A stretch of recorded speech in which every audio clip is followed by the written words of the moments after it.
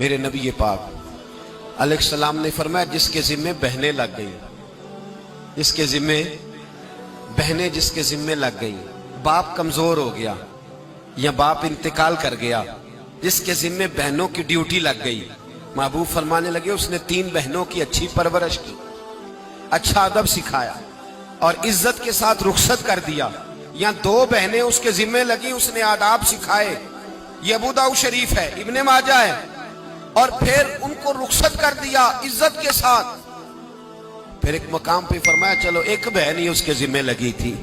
اس نے ادب سکھائے، آداب سکھائے، عزت سے رخصت کیا، حضور کیا ملے گا؟ فرمایا باقی نیکیوں والوں کو ثواب ملے گا،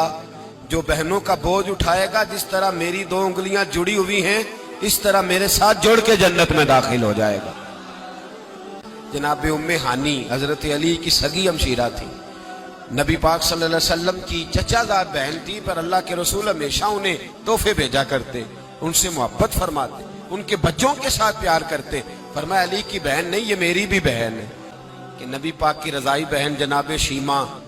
جب ان کے قافلے کے خلاف مسلمان لڑے، انہوں نے جنگ کی اور وہ قید ہو کے آئیں، تو حضرت ابو ہریرہ سے کہنے لگی جا کے مصطفیٰ کریم کو بتاؤ میں تمہاری بہن ہوں۔ حضرت ابو ہریرہ کہتے ہیں میں بی بی کا پرانا دوپٹہ دیکھتا، اس کی کیفیات دیکھتا اور پھر جملے دیکھتا، مجھے سمجھ نہ آتی، تو میں نے جا کے حضور سے کہا کوئی شیمہ نام کی بی بی ہے؟ تو کہتے ہیں ابھی میں نے جملے بھی پورے ادا نہیں کیے، نبی پاک ممبر سے اٹھ کے کھڑے ہو گئے اور رسول پاک کی چادر مبارک ممبر پہ رہ گئی، محبوب اٹھ کے گئے اور پھر جناب شیمہ کو گھر لے گئے اور پھر فرمایا عائشہ کو بلاؤ، فاطمہ کو بلاؤ، سودا رفسہ کو بلاؤ، ان سب سے کہو آؤ دیکھو میری بہن میرے گھر میں آئی۔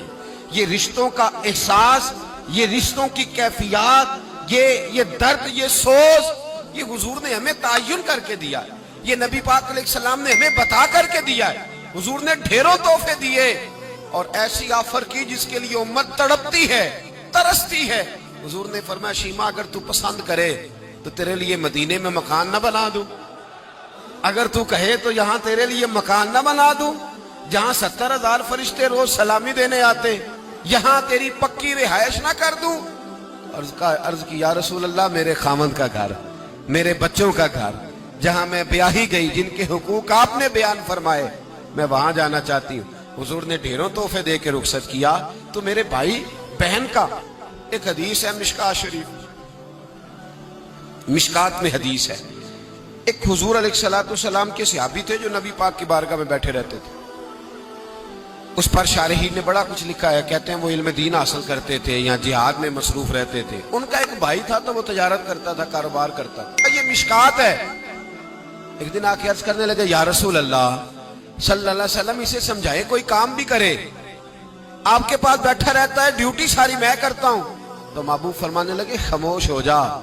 ہو سکتا ہے رب کریم جو تجھے رزق دے رہا ہے وہ بھی اس کی برکت سے عطا فرما رہا ہے، اس کے نصیب کا اللہ تجھے دے رہا ہے، ہو سکتا ہے اس کے توسل سے، پتہ نہیں اللہ کس کی وجہ سے دے رہا ہے، کس کے حصے کا تیرے گھر بھیج دیتا ہے۔ امام حسن رضی اللہ تعالیٰ عنہ جب کسی شخص کو کچھ دینے جایا کرتے تھے تو فرماتے تھے بھائی یہ نصیب تیرا تھا،